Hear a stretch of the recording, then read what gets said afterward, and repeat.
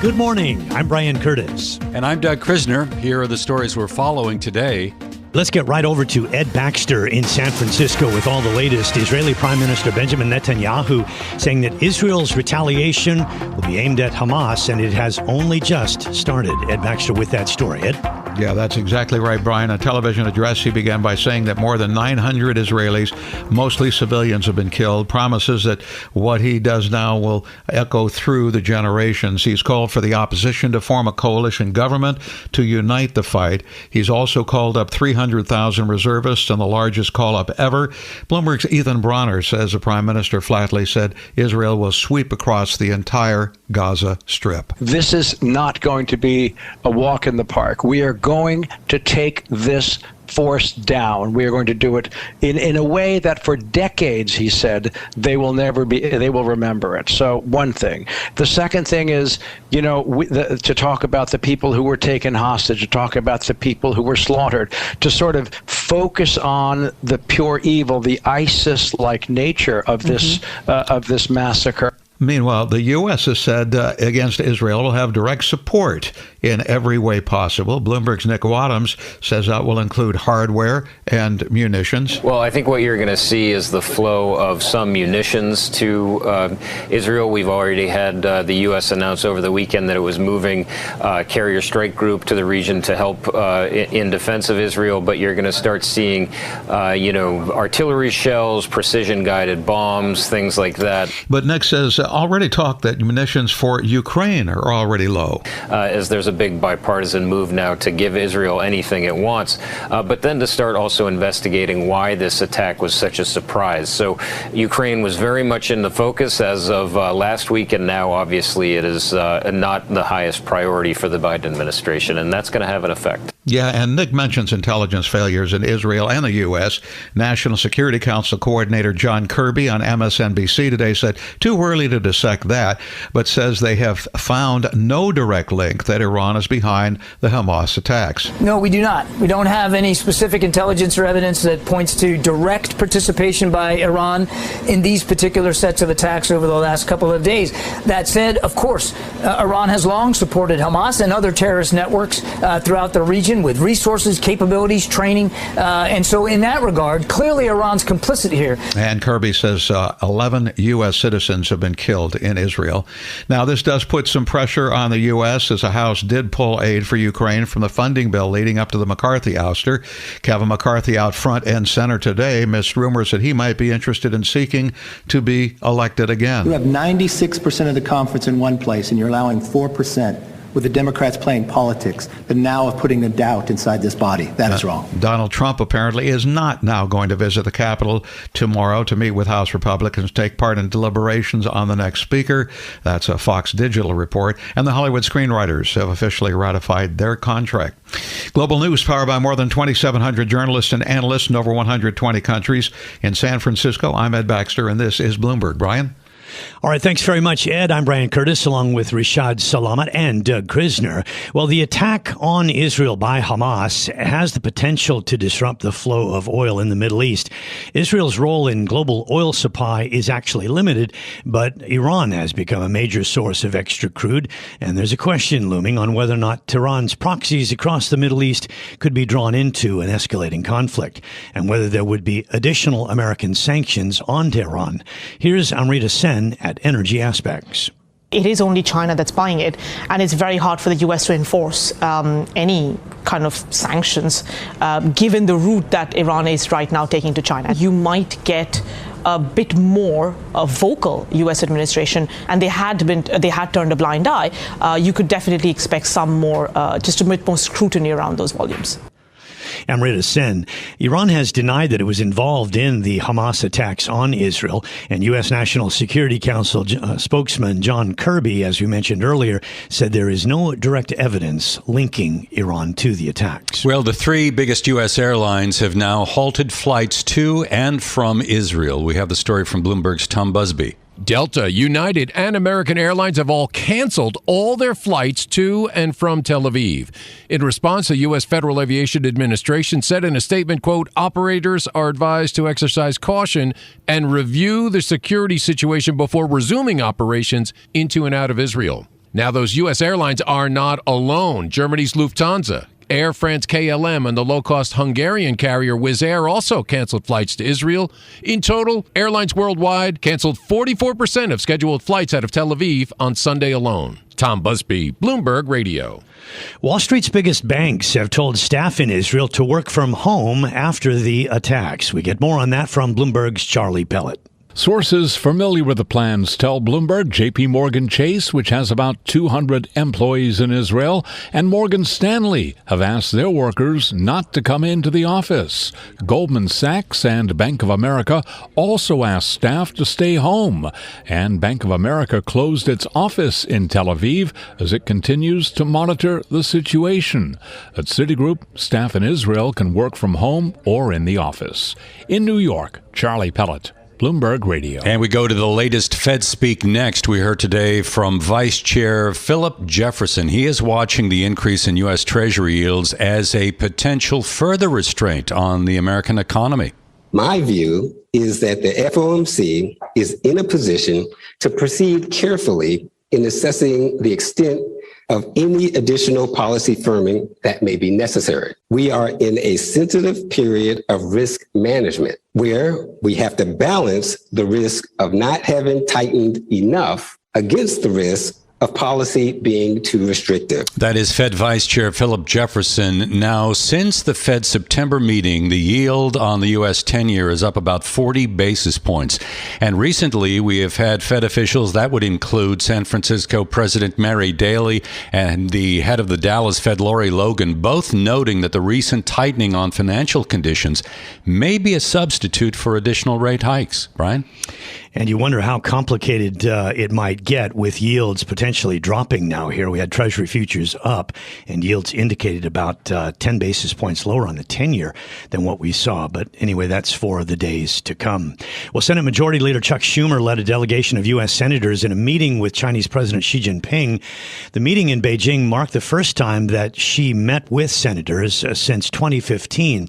At that time, he spoke with congressional leaders while on a visit to Washington. Senator Schumer briefed reporters after the meeting. The United States and China are at a historic decision point in the relationship between our countries. Our bipartisan Senate delegation spoke candidly with President Xi about a range of issues and our respective priorities. We made clear to President Xi that America wants fairness and stability. At the foundation of the relationship must be a level playing field for American businesses and workers, as well as responsible competition. We made clear we don't think that level playing field exists right now. Schumer also said that Beijing revised its statement on the Middle East to condemn the loss of civilian life after he had requested a more forceful response. I'm Brian Curtis, along with Rishad Salamat, and our guest is Kirsten Fontenrose, president of Red 6 Solutions and non-resident senior fellow at the Atlantic Council. Kirsten, the Israeli cabinet minister Ron Dermer was on Bloomberg surveillance earlier in the day, and he left no doubt that the Israeli response was going to be harsh, it was going to be aggressive and devastating. We haven't seen that yet, but should we expect it? We should expect it. We should take them at their word. There have been 900 Israelis killed. There have been about 600 reported Palestinians killed, though the number is probably higher, and there have been 11 Americans killed. Other nations have also confirmed that they have lost citizens. So Israel is taking this extremely seriously, not only for their own security, but for what they feel they owe other nations who have lost people. Remember, this is the fifth attack on Israel by Hamas in just the 2000s. And Israel states that it intends to end this cycle this time. So the counteroffensive we are seeing now is just the beginning. And in addition to attacks by Hamas, both Islamic Jihad and Hezbollah, who are both also armed by Iran, have claimed attacks on their border with Lebanon. It says so far that it's hit more than 1,200 military targets in Gaza and that many more are planned and may not be limited to Gaza. Now, continuing this does not necessarily mean it will all be strikes. They could use covert, they could use cyber. There are lots of tools at Israel's disposal, but they've made it very clear. I think they're trying to prepare the world. This is not going to be over quickly. Well, it certainly won't be. But let's look at, apart from the horrible human cost of all this, what about actually where it leaves the geopolitical kind of framework of the Middle East with, the Saudi Arabia on the verge of perhaps doing a deal with Israel, some sort of peace deal. That's probably just on the back burner now. Well, I think the deal is definitely on the back burner. I won't say it's dead. Many people are saying this is a win for Iran because that deal will be dead. I think it's a win for Iran in other ways. But like Israel, Saudi Arabia perceives Hamas and these other groups that are also backed by Iran as a threat. And Saudi is not going to allow Hamas to dictate the speed of its long-term strategic goals, for which a relationship with Israel is fairly necessary. It's just the time frame for normalization will definitely be impacted by the scope of Israel's response to this attack. They say retaliation against Hamas is, just beginning, as we talked about it. It's going to continue.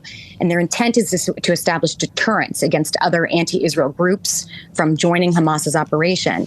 They also intend to minimize mass civilian casualties because those would make it politically impossible for Saudi Arabia and any other Arab or Muslim country to be in public talks with Israel about normalization. The difficulty for Israel here is that the residents of Gaza are in an extremely densely populated area, and Hamas has been using them as a human shield for their operational planning centers and for their arsenals. So that collateral damage is almost inevitable.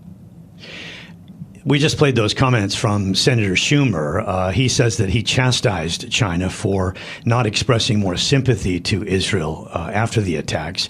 And I wanted to add that Bloomberg contributor Larry Summers scolded Harvard for staying silent on this. And that was after a student group said that it was Israel that was responsible for the Hamas attack. So my question to you, Kirsten, is whether or not there will be plenty out there that will sympathize with Hamas after these attacks. There absolutely will be, not only because of groups that are making it clear that Hamas is a result of Palestinian sentiment about what is perceived as an Israeli occupation of Gaza. It's more a blockade. They're not actually occupying Gaza. But what we're also seeing is media is interpreting what is happening on the ground in different ways. So we're seeing lots of media outlets, many of whom have the intent of simply maligning the U.S. even more than Israel. But because Israel is such a close partner with the U.S., this is an opportunity to kind of take them down with us. So you're seeing a lot of Chinese-sponsored, Russian-sponsored media outlets speaking negatively about U.S. stewardship in the region that has led to this situation on the ground in Israel and the suffering of all of these Palestinians. There's going to be a lot of misinformation around this situation as this conflict moves on, and we're definitely going to see a galvanization of opinion on it. Who's responsible? So, let's look down the road a little bit. What's going on at the moment is the fog of war, et cetera, et cetera. But does this move the dial and perhaps lift up what has really fallen behind on the agenda, and that's the peace process? Great question. I think most of the U.S. government right now would definitely like to see this catalyze the peace process because it's been quite frozen, and this administration really has not made a play at a peace process answer of their own. The Saudis have refloated some ideas from the past. They're Jordanian ideas. It may be that this is the unfortunate situation that will bring some of those to the forefront to be more seriously discussed. The first issue, though, is Israeli internal political discussions that have to take place about how much they are willing to bring to that table at all. Yeah. Well, Kirsten, I started off by talking about Ron Dermer and his comments about a harsh response. Would an immediate harsh response by Israel against Hamas in Gaza, would that really bring Iran to the backing of Hamas, or might they back off a little bit and say, at the moment, this is your fight? The irony is that the regime in Tehran will gladly fight Israel to the last unwitting, innocent civilian Palestinian. So as long as the fight is taking place in Israel's backyard using non-Iranian fighters, there's no reason for Iran to back off. This is an inexpensive way for them to reduce Israel's military readiness, to create problems for their strategic adversaries like the United States.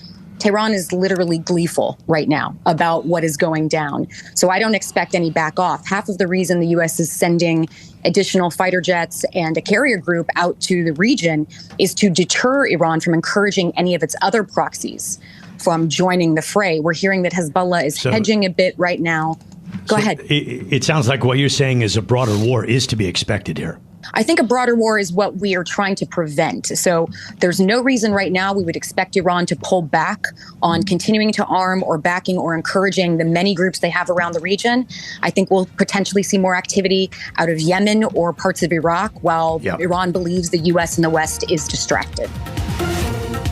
This is Bloomberg Daybreak Asia, your morning brief on the stories making news from Hong Kong to Singapore and Wall Street. Look for us on your podcast feed every day on Apple, Spotify, and anywhere else you get your podcasts. You can also listen live each day on Bloomberg 1130 in New York, Bloomberg 99.1 in Washington, Bloomberg 106.1 in Boston, and Bloomberg 960 in San Francisco. Our flagship New York station is also available on your Amazon Alexa devices. Just say, Alexa, play Bloomberg 1130. Plus, listen coast to coast on the Bloomberg Business app, Sirius XM Channel 119, the iHeartRadio app, and on Bloomberg.com. I'm Brian Curtis. And I'm Doug Krisner. Join us again tomorrow for all the news you need to start your day right here on Bloomberg Daybreak Asia.